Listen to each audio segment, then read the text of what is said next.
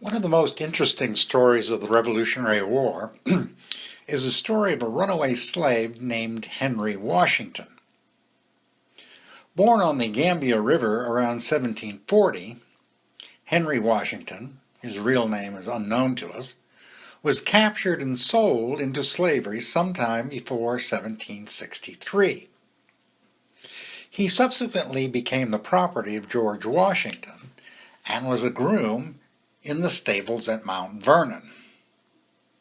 In November 1775, the royal governor of Virginia, Lord Dunmore, issued a proclamation offering freedom to any slave who would help put down the American rebels.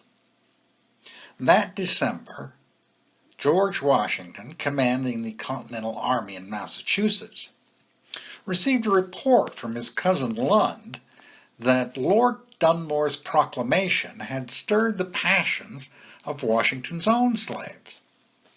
There is not a man of them but would leave us if they believed they could make their escape. Liberty is sweet.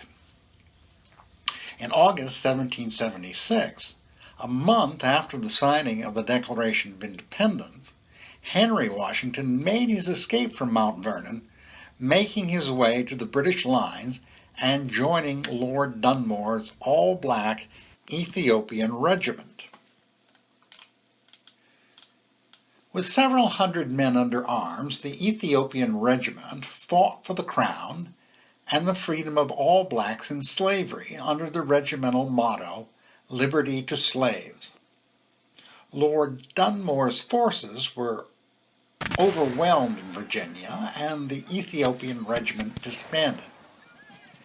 Henry Washington went on to serve in another Loyalist regiment, the Black Pioneers, under the command of Sir Henry Clinton, as they moved from New York to Philadelphia to Charleston, and after the fall of Charleston, back to New York.